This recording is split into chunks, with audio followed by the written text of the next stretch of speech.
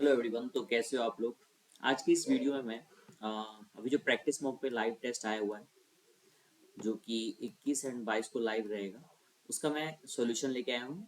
इस वीडियो में मैं मैथमेटिक्स का सॉल्यूशन दूंगा, साथ में साथ रीजनिंग के कुछ क्वेश्चन होंगे एंड साथ में साथ आज मैंने इंग्लिश के भी कुछ क्वेश्चन लिए हैं। ठीक है, तो बिना वक्त गवाए हुए मैं कुछ अच्छे क्वेश्चन से स्टार्ट करता हूँ। ठीक है, सबसे पहला ही क्वेश्चन मुझे सबसे अच्छा लगा तो मैं पहले उसी को डिस्कस करता हूँ। कह रहा है कि एक इनलेट पाइप है जो कि एक खाली टैंक को 4.5 घंटे में भर सकता है। इनलेट पाइप को मैंने ए नाम दे दिया, तो इसको 9/2 घंटा लिख सकते हैं हम। और एक ड्रेन पाइप है जो खाली करता है, वो एक भरे हुए टैंक को 7 × 10⁵ घंटे में खाली कर सकता है। मतलब ये कितना हो गया, 36/5 घंटा। जब भी इस तरह से फ्रैक्शन में आवे ना, तो आप क्या करो, न्यूमिरेटर का एलसीएम ले लो। 9 और 36 का एलसीएम क्या होता है, 36। अब मैं अगर इसे डिवाइड दूं, 36 ÷ 9 और ये 2 गुना हो जाएगा, तो ये हो जाएगा 8। और इसको डिवाइड दोगे, ये हो जाएगा 5। चूंकि ये इनलेट पाइप है तो यहाँ प्लस लिखेंगे, ये ड्रेन पाइप है तो यहाँ माइनस लिख देंगे। ठीक है, अब देखो क्या कर रहा है, बारी बारी से इन दोनों टैंक को खोला जा रहा है एक एक घंटे के लिए। पहले घंटे में 8, मतलब इनलेट पाइप को खोला जा रहा है, दूसरे घंटे में ड्रेन पाइप को खोला जा रहा है। ठीक है, तो पूछ रहा है कि ये पूरा टैंक जो है, खाली टैंक कितने घंटे में भर जाएगा। काफी अच्छा क्वेश्चन है। जरा आप देखो, पहले घंटे में 8, दूसरे घंटे में -5, तो इसको मैं एक पीरियड बोलता हूँ। क्या बोलता हूँ, एक पीरियड। और एक पीरियड कितने घंटे का है भाई, 2 घंटे का, ध्यान रखना। अब एक पीरियड में टोटल +3 आ रहा है, मतलब 3। अगर मैं 36 लीटर इसका कैपेसिटी मानूं इस टैंक का, तो 3 लीटर उसमें क्या हो रहा है, भरा जा रहा है 2 घंटे में, मतलब एक पीरियड में। क्लियर है। अब बहुत बच्चे सोचेंगे 36 है। अब देखो, टोटल कैपेसिटी है 36 और हर एक पीरियड का जो इफिशियंसी है वो 3 लीटर का है। 3 से डिवाइड दिया तो 12 पीरियड आ गए। 12 दूना 24, 24 लगा के चले आएंगे, लेकिन ये गलत हो जाएगा। ठीक है, 24 आंसर नहीं होगा। अब जरा ध्यान से देखेंगे, ऑप्शन में मुझे यहाँ पे 20 दिख रहा है। क्या दिख रहा है, 20 और 22 भी दिख रहा है। तो ये भी तो आंसर हो सकते हैं। तो अब सोचना है कैसे आखिर में। ठीक है, अब देखो जरा ध्यान से, मैं क्या करता हूँ, इसको 9 से पहले गुना करता हूँ। क्या करूंगा, 9 पीरियड लेता हूँ। कितने पीरियड लूंगा, 9 पीरियड। 9 × 27, कितने हो गए, 27 लीटर भर गए। 9 पीरियड का मतलब कितने घंटे हो गए, 18 घंटे। यहाँ तो कोई दिक्कत नहीं। अब देखो 9 पीरियड कंप्लीट है। नेक्स्ट जो है हमारा, इनलेट पाइप खुलेगा। तो इनलेट पाइप अगर 1 घंटा लेता है, 1 घंटे में कितना लीटर भर देगा, 8 लीटर। 27 8 कितने हो गए, 35 लीटर भरा जा चुका है, 36 लीटर ही भरने। फिर अगले 1 घंटे में ये ड्रेन पाइप खुलेगा, लेकिन ये -5 कर देगा। -5 कर दिया, ये कितने हो गए, 30 लीटर भरे। और यहाँ टोटल टाइम कितना हो गया, 20 घंटा हो चुका है। अगले जो घंटे में वो कौन जाएगा, इनलेट पाइप। भरना है कितना, 6 लीटर और बचा हुआ है, क्योंकि 30 लीटर भर चुका है, 36 लीटर टोटल भरना है, तो 6 लीटर और बचा हुआ है। इफिशियंसी कितना है उसका, 8 है, 8 लीटर पर घंटा। तो ये टाइम कितना लग जाएगा इसको, 3/4। तो 20 घंटा यहाँ लगा था और 3/4 घंटा और लगा, तो 20 इंटीजर 3/4 हमारा क्या होगा, करेक्ट आंसर होगा। इसलिए मुझे बेस्ट क्वेश्चन लगा, क्योंकि बहुत बच्चे इसमें 24 लगा लेते हैं आंसर। ठीक है, नेक्स्ट क्वेश्चन में मैं चलता हूँ। ये भी काफी अच्छा क्वेश्चन है, मुझे लगा। A boat takes 6 hour to travel from A to B. एक पॉइंट ए है, एक पॉइंट बी है। इसमें डाउन स्ट्रीम अप स्ट्रीम नहीं दिया, लेकिन ये खुद हमें समझना है। एक बोट जो है ए से बी जाता है 6 घंटे में, और फिर बी से ए लौटता है 2 घंटे में। इसका मतलब देखो, डाउन स्ट्रीम में है ना समय कम लगता है, अप स्ट्रीम में क्या होता है, समय ज्यादा लगता है। तो समय किस में लगा है, ए टू बी जाने मतलब हो गया ये अप स्ट्रीम, और बी से ए हो गया डाउन स्ट्रीम। आई होप यहाँ से आपको क्लियर होगा। अब देखो, चूंकि डिस्टेंस जो है हमारा वो फिक्स्ड है।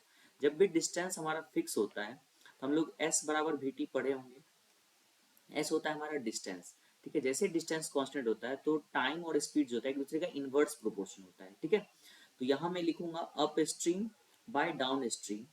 ठीक है, तो यहाँ जो होगा हमारा टाइम जो होगा अप स्ट्रीम का यहाँ आएगा, और टाइम जो होगा डाउन स्ट्रीम का यहाँ आएगा। यहाँ तो कोई दिक्कत।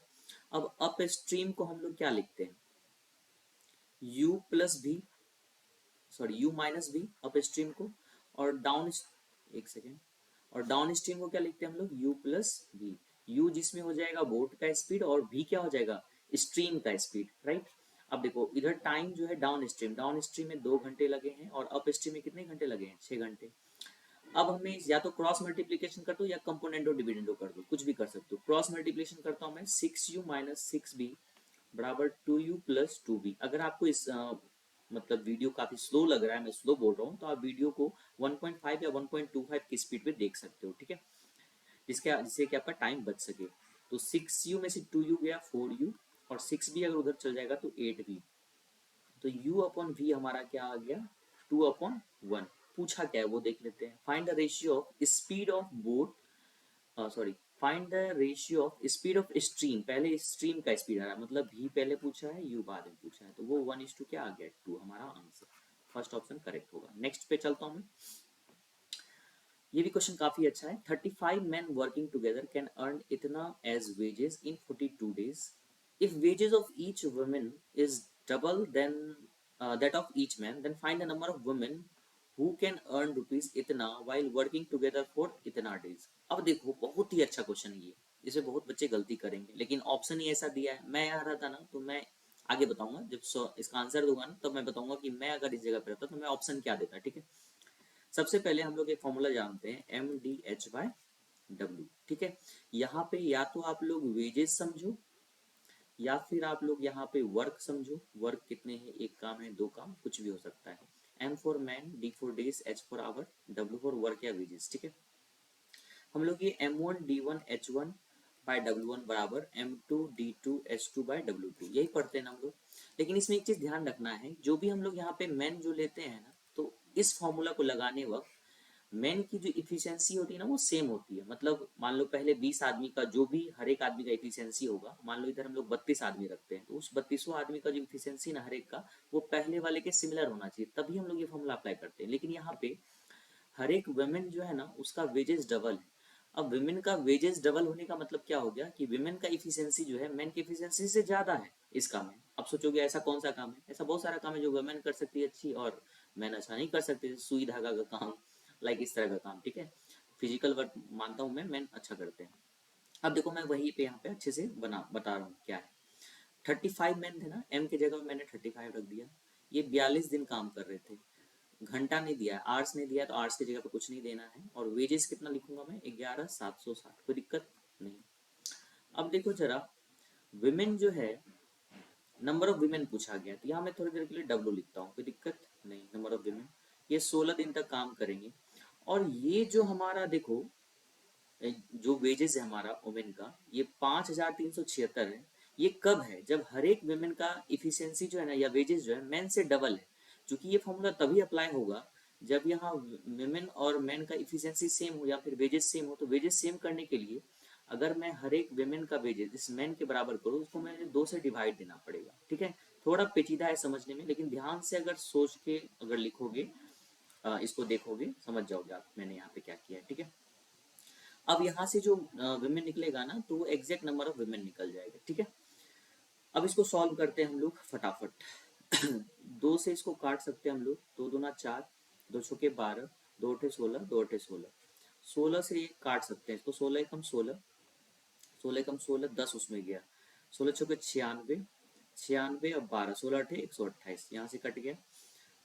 7 से काटो, 7 छुके 42, 7 का 7, 7 छुके 42, 42 7 अठे 56।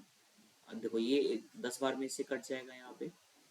अब देखो 10 बार में कट गया ना, एग्जैक्ट 10 बार में कट गया, ठीक है। अब देखो ये किसे कटेगा, दो दो, ये गलती कर दी था, 6 से क्यों क्यों काटा था मेरे से, 7 से काटा ना, 7 पच्चे 35, वही तो 6 लिख दिया मैंने। 5 से ये 2 बार में कट गया, 2 से ये 21 बार में कट गया, ठीक है। तो 21 हमारा आंसर हो गया। मैं अगर इस जगह पे रहता क्वेश्चन बनाने वक्त, तो मैं ऑप्शन में 42 भी डालता, जिससे कि बच्चे कंफ्यूज होके यहाँ पे विमेन लिखते, लेकिन 42 आंसर टिक करके आते, ठीक है। नेक्स्ट क्वेश्चन में मैं चलता हूँ। ये क्वेश्चन सबसे अच्छा है। A mixture of milk and water contains 48 litres more water than milk. अब देखो एक मिक्सचर है जिसमें ये बताया गया है कि वाटर जो है ना वो ज्यादा है किससे, मिल्क से। कितना ज्यादा है, 48 लीटर, कोई दिक्कत नहीं।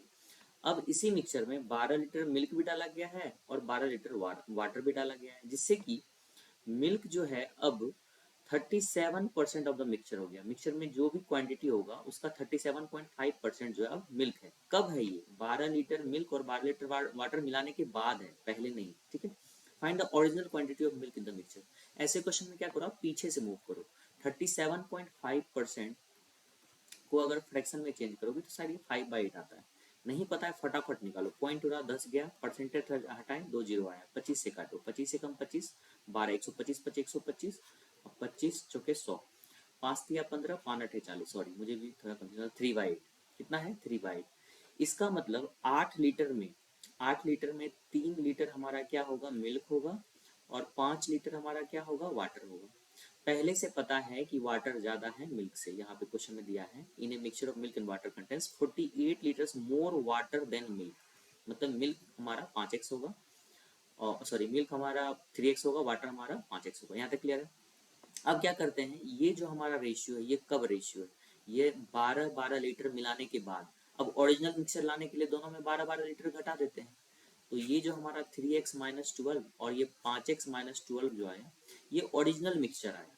ये अब हमारा ओरिजिनल क्वांटिटी आया, किसका किसका, मिल्क और वाटर का।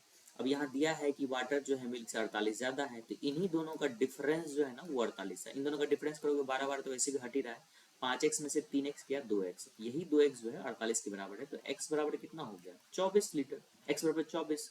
अब यहाँ पूछा क्या, find the original quantity of milk in the mixture. Milk का ओरिजिनल कौन है, ये ओरिजिनल है, ठीक है। ये 3x जो था वो 12 लीटर मिलाने के बाद था, तो यहाँ देखो 24 दिया 72, 72 में से 12 गया 7 आंसर। काफी अच्छा क्वेश्चन था ये।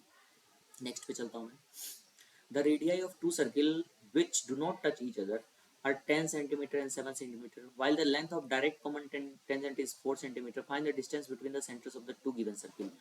ऐसे क्वेश्चन में अगर आपका फॉर्मूला नहीं याद रहता है ना तो आपकी बैंड बच जाती है, लेकिन उसका भी मैंने एक ट्रिक बताया था, ठीक है, पिछले वीडियो में। नहीं सीखा है तो अभी फिर से सीख लो, मैं बता रहा हूँ।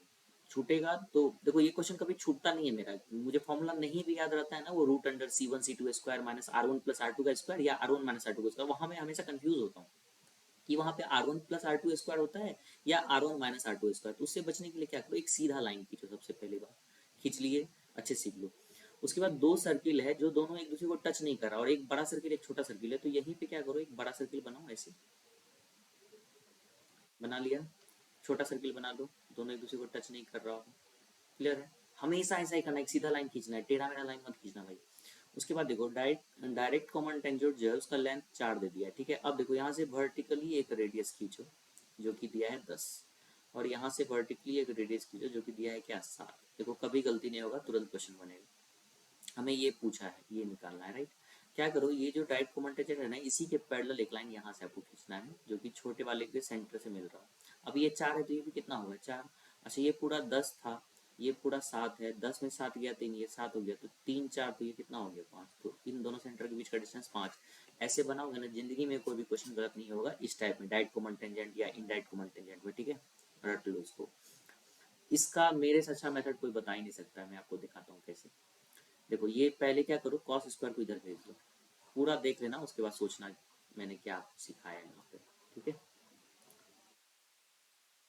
देखो कैसे मैं सोचता हूँ, किसी भी नंबर का स्क्वायर करते हैं अगर हम लोग, ठीक है, जनरली साइन, देखो साइन कॉस टेन कोई भी हम लोग जो वैल्यू होता है वो √3 √2 इसी तरह से आता है। पावर में तो 1/4 या 1/6 नहीं होता है, जब भी रहता है √2 या √3 किसी न किसी में रहता है। अगर इसका स्क्वायर करेंगे तो ये हमारा क्या दे देगा, इंटीजर देगा कि नहीं देगा, इंटीजर। तो मैं ऐसे सोचता हूँ, यहाँ कॉस स्क्वायर है तो ये कहीं ना कहीं एक इंटीजर वैल्यू है, ये कैसा वैल्यू है, इंटीजर, ठीक है। अब देखो आरएचएस अगर इंटीजर है या होल नंबर है, तो एलएचएस भी क्या होगा, होल नंबर या इंटीजर। तो किसी भी नंबर का स्क्वायर, साइन का स्क्वायर करेंगे ये भी इंटीजर, दो हमारा पहले से इंटीजर फॉर्म में, राइट।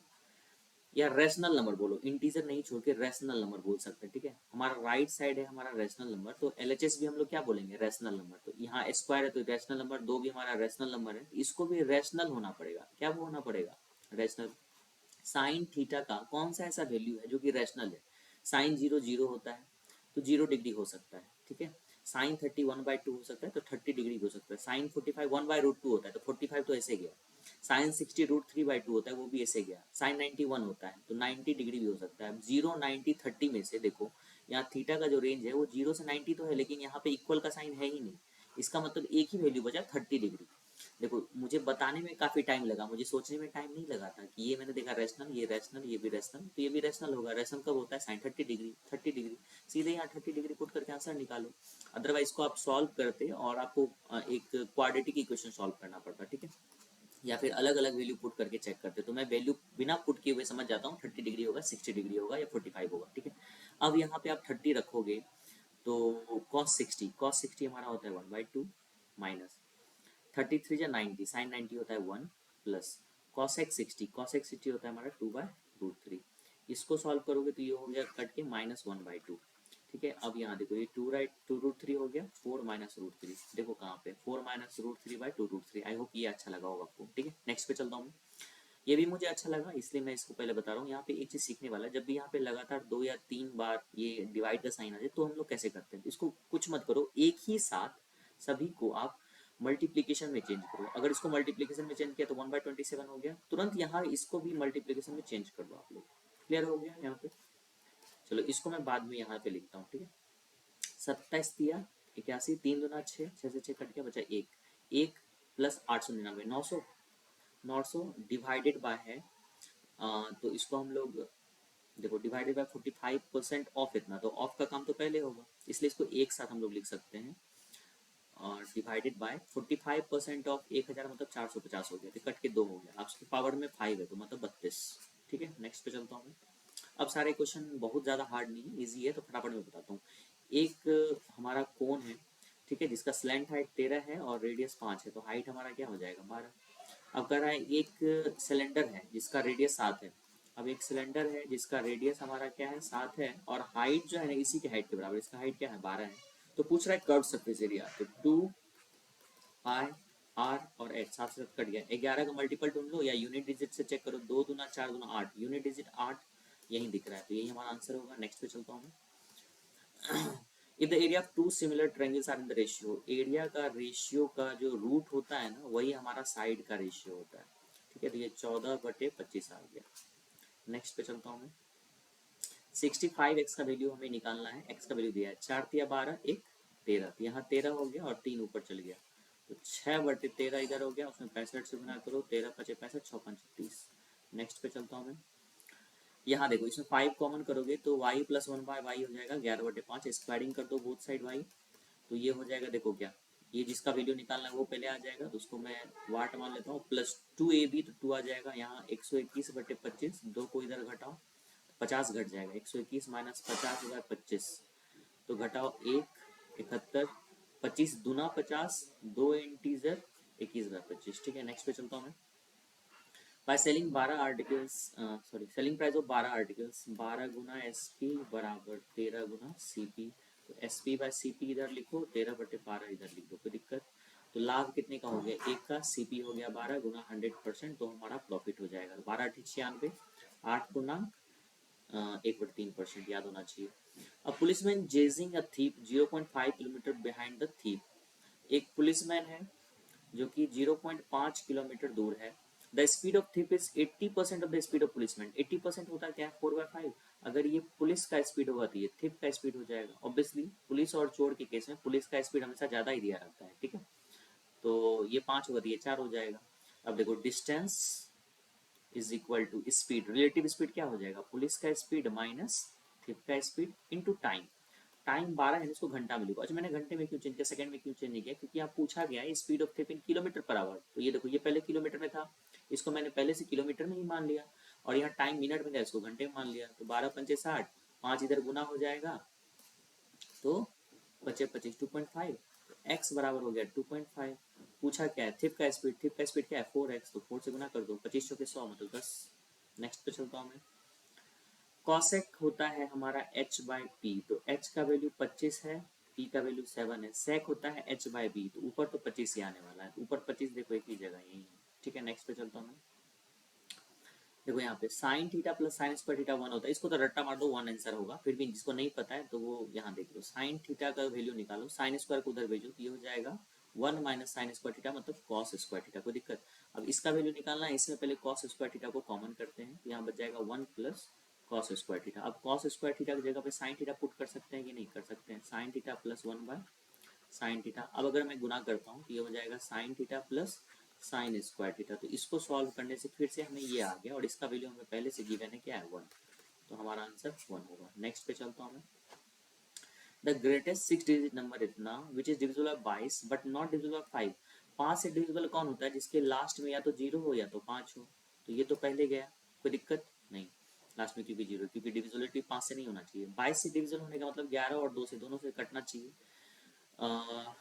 ठीक है, तो इवन नंबर होना चाहिए, तो 1 भी गया, मतलब या तो ये होगा या तो ये होगा। ठीक है, अब देखो 2 से दोनों कट रहा है, कोई दिक्कत नहीं। 11 से डिविजिबिलिटी चेक करते हैं, पहले दोनों में बड़ा देख लेते हैं। 2 3 4 0 5 8, 2 3 4 6 5 बड़ा, ये इसी को चेक करते हैं। 6 2 8, 8 3 11, और 5 4 9 2 11, 11 से कट रहा है तो ये हमारा आंसर होगा, उसको चेक नहीं करना है। Sum of 3 positive numbers if the ratio of first and second is 4:7, तो फर्स्ट ये हो गया, सेकंड ये हो गया, थर्ड को ये मान लेते हैं। And the difference between first and third is equal to the second number, पहले और तीसरे का डिफरेंस। अब देखो यहाँ पता नहीं है कि बड़ा कौन है छोटा कौन है, ठीक है, तो हमें लिखना पड़ेगा। तो 4x माइनस सी अगर मैं करता हूँ तो बीच वाला आ जाएगा 7x, ठीक है। तो c का वैल्यू यहाँ से कितना हो गया? -3x। लेकिन यहाँ पे बोला गया है 3 पॉजिटिव नंबर, तो ऑब्वियसली c बड़ा होगा, c माइनस 4x, ठीक है। तो यहाँ लिखते हैं c माइनस 4x बराबर 7x, तो c बराबर यहाँ से क्या आ गया हमारा? 11x, ठीक है। तो ये हमारा सही, ये हमारा क्या था? गलत था, ठीक है। इसलिए ये चीज़ अच्छे से क्वेश्चन को पढ़ के समझना है। c 11x आ गया हमारा।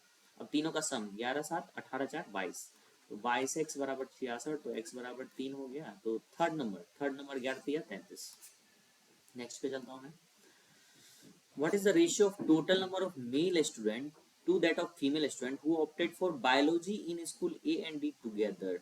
ठीक है, बायोलॉजी कौन कौन ऑप्ट करता है? देखो टोटल ए और डी की बात कर रहे हैं, तो बी और सी को तो भूल ही जाना है, ठीक है। ए में 900 स्टूडेंट हैं, 900 में 30% ऐसे बच्चे हैं जो कि बायोलॉजी ऑप्ट करते हैं। तो 900 का 30% 270, 9×27 270 हो गए। अब 270 में मेल और फीमेल का जो रेशियो है ये, तो मेल पहले निकालते हैं, 7/15 हो जाएगा, और 270 का फीमेल हो जाएगी 8/15।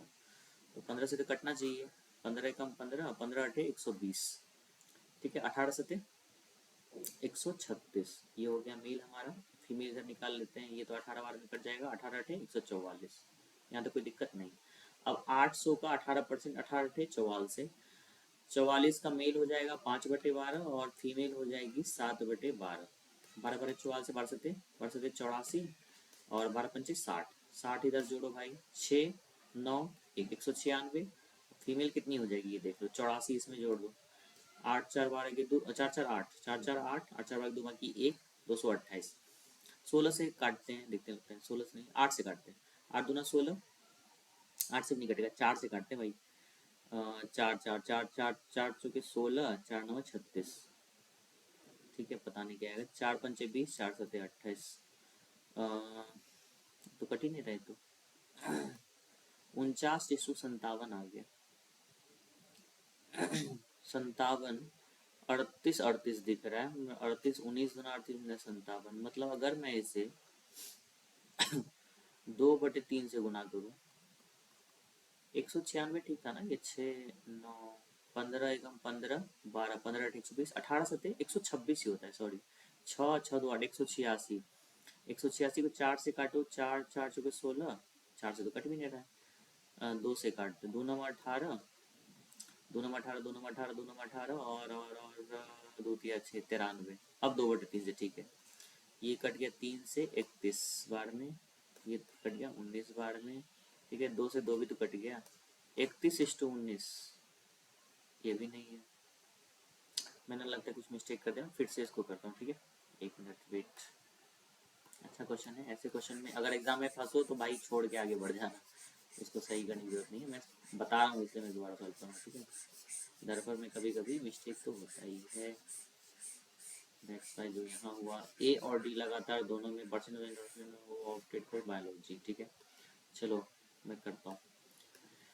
900 का 30%, 9 तिया 27, 270, 270 में रेशियो मेल टू फीमेल 7:8, तो 7/15 इधर हो गया, 270 का 8/15 इधर हो गया, 15 गुना 12, 15 15 कम 15, और 12 27 होता है, 15 8 120, 18 8 18 8 144, 18 9 162, ठीक है।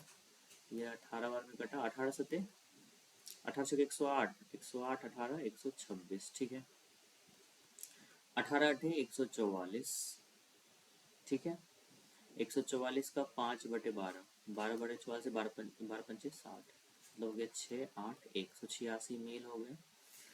और 144 का 7/12 बारह सत्ते 84, इधर जोड़ दो तो है 8 8 4 बाकी 1 228 186।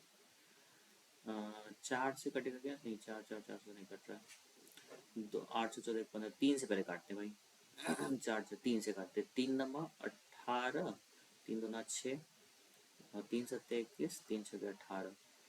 ठीक है, उसके बाद 3 से काटा, 3 3 3 6 18, 3 दूना 6, क्या कर रहे हो, 2 से काटो 31, 2 से काटो 2 तिया 6, 2 16 31 38। ठीक है, चौथा ऑप्शन। नेक्स्ट पे चलते हैं। A glass ball with cost इतना is may mark 30% of the cost price. Mark price कितना हो जाएगा इतना का? 130%, मतलब 13/10, 13 169, मतलब 1690। इसको बेचा गया 2 छूट। पहला छूट 40 रुपये का छूट, 1650 हो गए।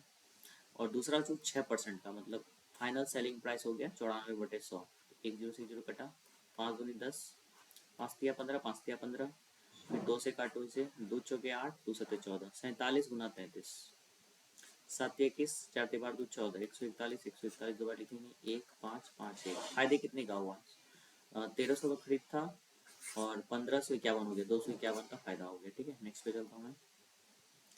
P Q can do everything 24 days, P plus Q 24 दिन, क्यू प्लस आर जो है 30 दिन, आर प्लस पी जो है 40 दिन, 24 30 40 120 एलसीएम, 24 पंचे 120, 30 चौके 120, 4 तिया 12। ठीक है, अब 5 4 9 3 12, 12/2 कर दो तो 6, तीनों का कंबाइंड एफिशिएंसी है P plus Q plus R का। ठीक है, तो पी का एफिशिएंसी कितना आ जाएगा भाई? पी का एफिशिएंसी आ जाएगा, 4 घटा देंगे 2 हो गया। क्यू की एफिशिएंसी किससे आएगी? इससे आएगी, 6 में से 3 गया 3। और आर की एफिशिएंसी आएगी 5, अगर घटा देंगे तो 1 आ जाएगी। अब देखो क्या पूछा गया, x is 4 times as efficient is p।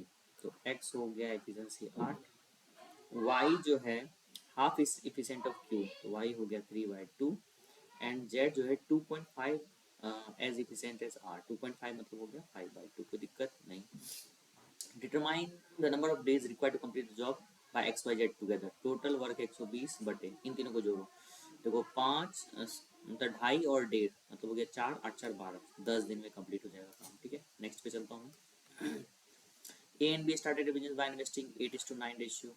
Investment का जो रेशियो है वो 8:9 का है। ठीक है, और टाइम का रेशियो है 15 मंथ और 12 मंथ। ठीक है, गुना कर दो तो 15 8 120, 9 गुना 12 रखो भाई, 10:9 का रेशियो आए। पूछा क्या है, A the profit share of A is how much proportion of the total profit earn by 10/19, 10/19 देखो होता है। नेक्स्ट पे चलता हूँ मैं। What is the difference between the average production of flavour x in 2017 and 18? X 2017 और 18 में x जो है 20 और 20 है, 20 और 20 का एवरेज तो 20 ही होता है। And the average production of flavour Y in 19 और 20, 19 और 20 में वाई है 32 और 20, 32 20 कितना होता है 52, 52/2 26, 26 और 20 का डिफरेंस जो होगा वो कितना हो जाएगा 6, चूंकि ये 1000 में है तो 6000 टैक्स। ठीक है, नेक्स्ट पे चलता हूँ मैं। 8000 becomes 122.5% of its self when lent for 18 months at R% per annum simple interest। मतलब अमाउंट जो हो गया 122.5% हो गया, इसका मतलब इसमें इंटरेस्ट कितना हो गया 22.5%। तो 22.5% को इतना मैं लिख सकता हूँ ना पी, तो ये सिंपल इंटरेस्ट लिख रहा हूँ। सिंपल इंटरेस्ट होता है P into R into T. T 18 month, 18 month को मैं 3/2 लिख सकता हूँ। 18 मंथ में 1.5 साल, 1.5 साल में 3/2/100। ये देखो 0 0 कट गया, पॉइंट हुआ 10 गया, 2 पंचे 10 गया, 5 से काटो 5 चौके 20, 25 25, और ये कट गया 15। तो आर बराबर जो हो गया हमारा 15% हो गया। कोई दिक्कत नहीं। Find a simple interest earn in 4 years when the some is invested the same rate.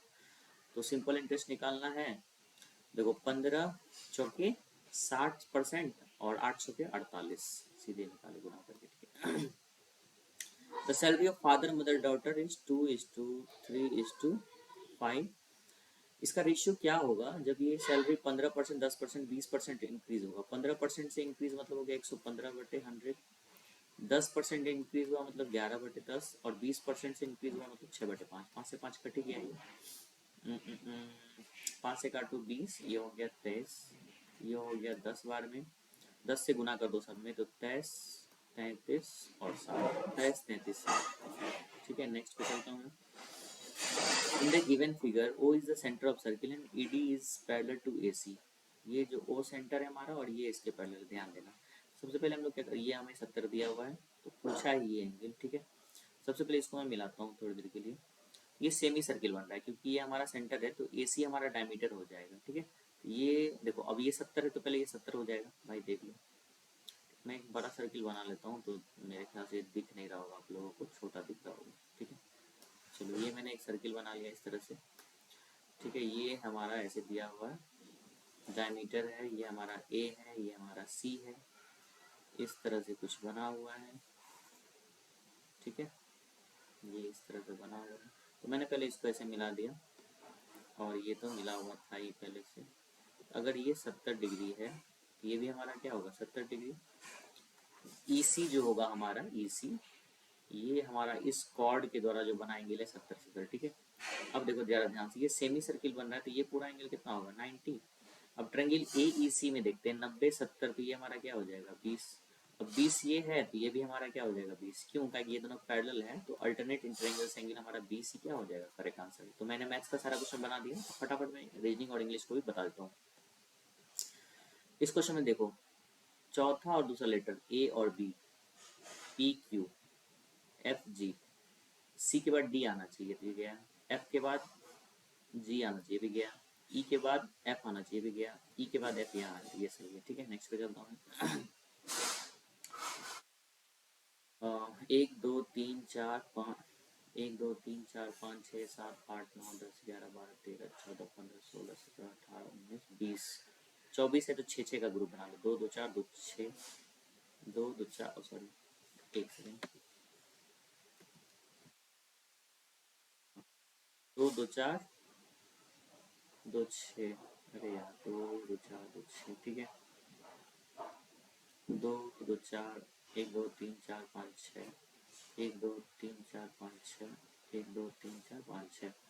अब देखो जरा ध्यान से, 6 पे नहीं जा रहा, 8 पे मेरे ख्याल जा रहा है, 8 या 24, रुक जा। देखो मुझे कैसे पता चला, देखो यहाँ ए से स्टार्ट हो रहा है, ई से स्टार्ट हो रहा है, ठीक है। यहाँ बी से स्टार्ट हो रहा है, यहाँ कुछ अलग डी से स्टार्ट हो रहा है, तो सब जगह कंफ्यूजन हो रहा था। मैं समझ गया कि 6 या फिर 8। 24 था ना, 24 किसका मल्टीपल होता है, 6 और 8 का होता है, इसलिए मैंने सोचा 8 पे लेते हैं। 1 2 3 4 5 6 7 8, 1 2 3 4 5 6 7 8। अब देखो यहाँ खेल रहा है, दूसरे स्थान पे यहाँ बी है, यहाँ दूसरे स्थान पे बी है, यहाँ भी दूसरे स्थान पे बी आ जाएगा, कोई दिक्कत। ए से सब स्टार्ट हो रहा है तो ए से यहाँ है, ठीक है। A B D E, A B D E, A B D E, double B C E, double B C E, double B C E, देख लो क्या क्या मैंने पढ़ा है। B A D, B A D, B A D, ये गया, ये भी गया। B A D C E, C E C E, ठीक है। B E, B E first option, ठीक है। नेक्स्ट पे चलता हूँ मैं। 10 13 20 33 वाट एंड वाट। 10 3 13, 13 7 20, 20 13, नहीं पता चल रहा है क्या है। यहाँ 4, यहाँ 6, यहाँ क्या होगा, 8 होगा, यहाँ 21 हो गया, तो 21 54, 54 देखो कहाँ दिख रहा है, यहीं दिख रहा है। आगे बढ़ते हैं, ये काफी अच्छा क्वेश्चन है। 2 का पड़ोसी कौन कौन, 2 का पड़ोसी 1 4 और 6। 2 का पड़ोसी है 1 4 6, बच क्या क्या गया भाई, 3 और 5। इसी दोनों में से कोई एक ऑपोजिट ऑप्शन में देखो, सिर्फ 5 ही तो दिख रहा है, तो 3 हमारा है ही नहीं, तो 3 क्या लगाएंगे, 5 लगाएंगे, आगे बढ़ेंगे। ये काफी अच्छा क्वेश्चन है, देखता हूँ मैं इसे कैसे बनता है। 8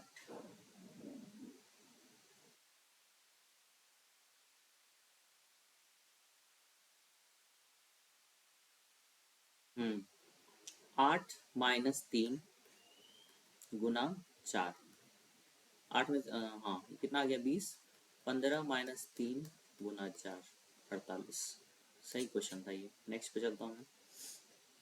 ऑड वन आउट पूछ रहा है, 7 का cube 343 plus 5, 216 plus 5, 1331 plus 5, 729 plus 6, तो ये ऑड है। नेक्स्ट पे चलता हूँ मैं। U is the code of 43। U कितने पोजीशन पे होता है? TU 21। 21 दुना 42 प्लस 1।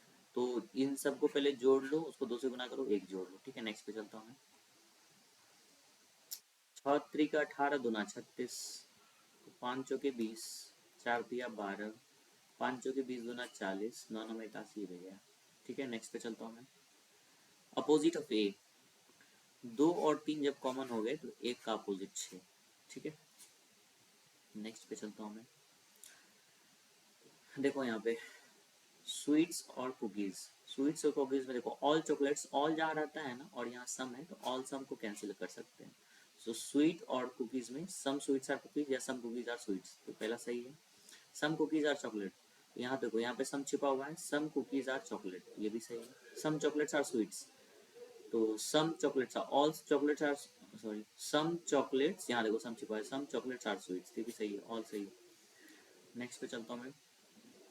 ये काफ़ी सही लगा मुझे क्वेश्चन, मैं बताता हूँ इसको ध्यान से आप देखना। ठीक है, 8% इतना इधर ड्रॉन शीट पेपर, ये सबको पता होगा मेरे ख्याल से, मैं लिख देता हूँ। देखो ये ईस्ट है, ये वेस्ट है, ये नॉर्थ है और ये साउथ, ऐसे मानते हैं हम लोग हमेशा पेपर पे। N is 8 metre north of S, तो पहले मैं एस को यहाँ लेता हूँ और मैं 8 मीटर ले लेता हूँ ऊपर, ऐसा। ठीक है, मैं यहाँ 8 लिख रहा हूँ, तो यहाँ हो जाएगा हमारा एस और यहाँ क्या हो जाएगा हमारा एन, कोई दिक्कत नहीं। P is 12 metre west to T। अब यहाँ पे मैं कुछ भी P और T नहीं लिख सकता हूँ क्योंकि P और T का N और S से रिलेशन नहीं दिया। अब ऐसा मुझे ढूंढना है लाइन जिसमें कि N और S दोनों दिया हो या कोई एक दिया हो। S is 13 metre east of R। S जो है ना R के ईस्ट में है, R में इधर दूंगा तब तो S ईस्ट में आएगा ना, वो 13 मीटर, तो 8 से बड़ा भी लेना है, तो यहाँ मैं R लूंगा, तभी ये हमारा कितना आ गया 13 मीटर। ठीक है, क्लियर। देखो which is 10 metre north of O। R जो है वो O के 10 मीटर नॉर्थ में है, मतलब वो हमारा नीचे आ जाएगा। अब 10 ध्यान से लेना है भाई, 13 से थोड़ा छोटा होना चाहिए, 8 से थोड़ा बड़ा होना चाहिए। ठीक है, तो ये हम मैंने O ले लिया और यहाँ लिख दिया 10। Clear. T is 15 metre north of Q। Q यहाँ पे दिख रहा है क्या? नहीं, तो इसको भी अभी इस लाइन को छोड़ दिया मैंने और इस लाइन को छोड़ दिया, बाद में इसमें ध्यान को देंगे। Which is 8 metre west of U। U भी यहाँ नहीं दिख रहा है, इसको भी छोड़ दो एक मिनट। उसके बाद देखो क्या दिया हुआ है, U is 7 metre south of S। S यहाँ है, S के साउथ में U है, 7 मीटर, तो 7 मीटर 8 से थोड़ा छोटा होना चाहिए, तो 7 मीटर मैं यहाँ ले लेता हूँ। ठीक है, तो ये U हो गया, ये 7 मीटर दे दिया मैंने। अब देखो आगे दो लाइन जो छोड़ा था उसको और ध्यान से देखते हैं। ठीक है, T is 15 metre north of Q, which is 8 metre west of U। U तो हमें मालूम चल चुका है कहाँ है, U और Q में एक रिलेशन है, Q which is 8 metre west of U। U के वेस्ट में है Q 8 मीटर, तो ये 13 है, तो 8 लगभग कहीं बीच में आएगा। ठीक है, यहाँ हमारा Q है वो 8 मीटर। ठीक है, Q भी आ गया। यहाँ देखो T is 15 metre north of Q।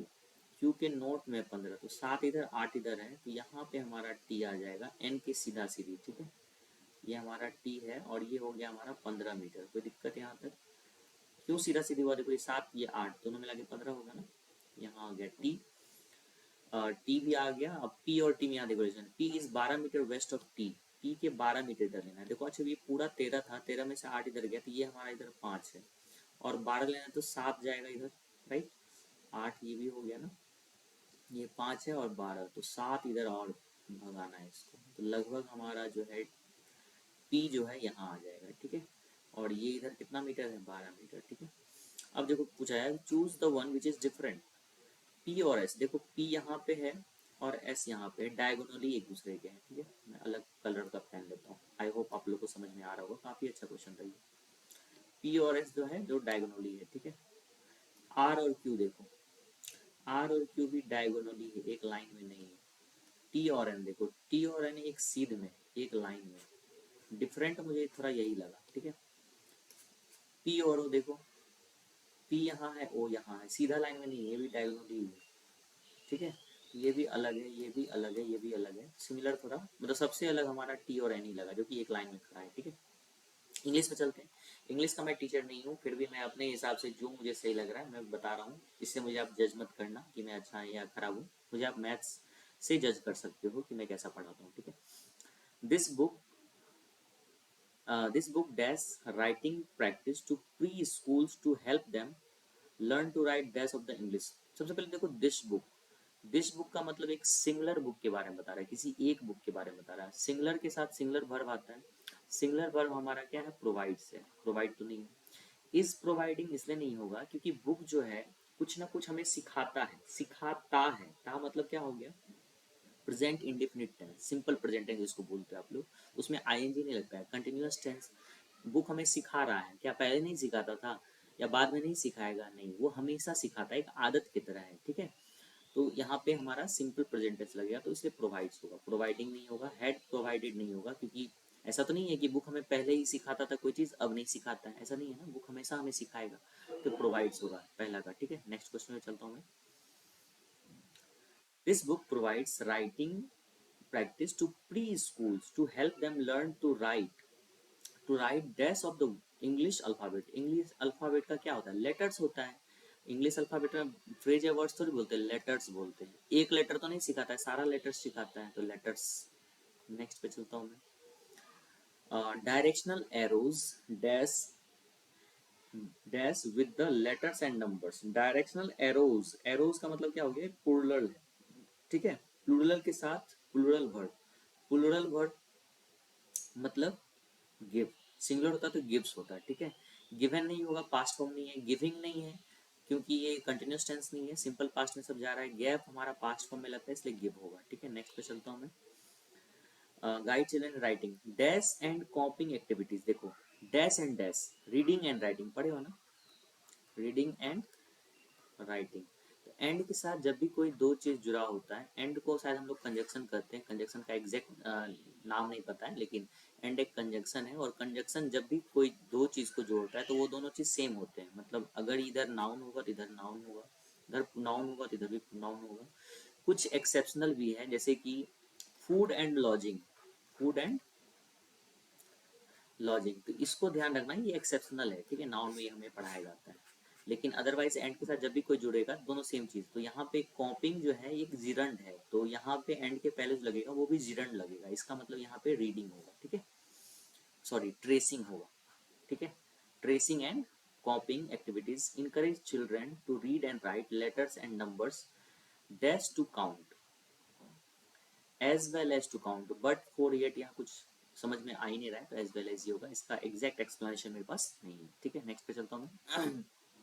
Is he not driving a car, is he not driving a car, is I N G ये सब बता रहा है कंटिन्यूस टेंस। कंटिन्यूस टेंस में जब भी पैसिव वॉइस हम लोग बनाते हैं तो उसमें बीइंग का यूज होता है।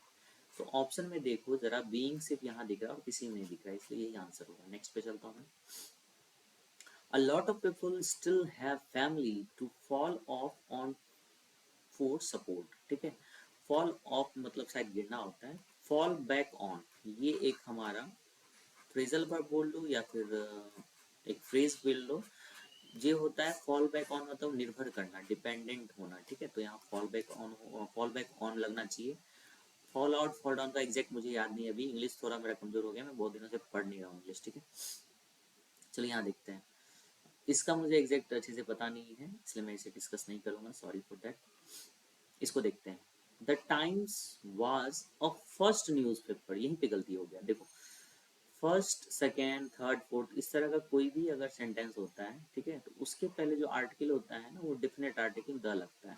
द फर्स्ट प्राइम मिनिस्टर, ठीक है, the first book, the first newspaper, ठीक है। तो ऑप्शन ए ही यहाँ पे सही होगा, उसी में गलती है, ठीक है। Recent research in the field of sociolinguistics and related fields has, देखो हैज किसके लिए आया यहाँ पे, रिसेंट रिसर्च के लिए। तो रिसेंट रिसर्च जो है ना, रिसर्चेज नहीं बोला, रिसर्च मतलब एक कोई रिसर्च हुआ है उसके हिसाब से ये हमारा रिजल्ट आया है, तो वो सिंगुलर को है, सिंगुलर के लिए तो हैज ठीक है हमारा।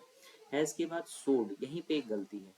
सोड जो होता है ना, सो का सेकेंड फॉर्म है सोड, सेकेंड फॉर्म जो होता है वो हमारा पास्ट टेंस में लगता है, लेकिन ये प्रेजेंट टेंस का फॉर्म है, तो यहाँ पे V3 आएगा, तो V3 होता है शॉन, SHOWN शॉन, ठीक है। तो यहाँ हमारा सी में एरर है। नेक्स्ट पे चलता हूँ मैं। ही dash that he was an experienced pilot, but he turned out to be an imposter. Imposter मतलब बहरूपिया होता है। इसका मतलब समझो, कोई व्यक्ति था जो पहले ये क्लेम कर रहा था कि वो एक पायलट है, लेकिन बाद में पता चला कि वो तो एक बहरूपिया था। तो यहाँ पे क्लेम भी सीधा सीधी बैठता है। ठीक है, नेक्स्ट। देखो, सबसे पहले जब भी हमारा ये PQRS वाला क्वेश्चन आवे तो उसमें सबसे पहले नाउन ढूंढते हैं। ठीक है, मतलब सब्जेक्ट किसमें दिख रहा है, तो यहाँ विडोज है। विडोज मतलब विधवा होता है।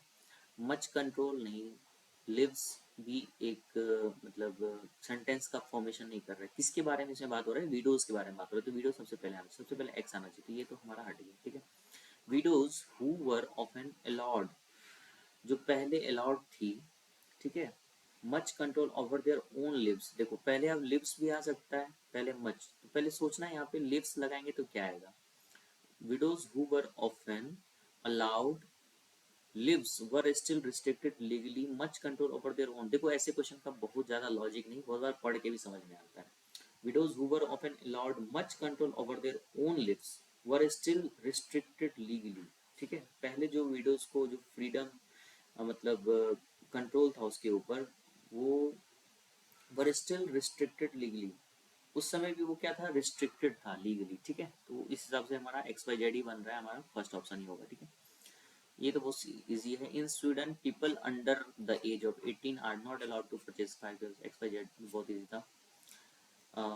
इतना ही था सारा क्वेश्चन। आई होप आपको वीडियो थोड़ा बड़ा पसंद आया हो। मैंने बाकी इंग्लिश के क्वेश्चन इसलिए नहीं, क्योंकि उसमें बहुत सारे वर्ड्स वाले थे, तो वर्ड्स आप तो कहीं से भी सर्च कर सकते हो, गूगल पे पढ़ सकते हो।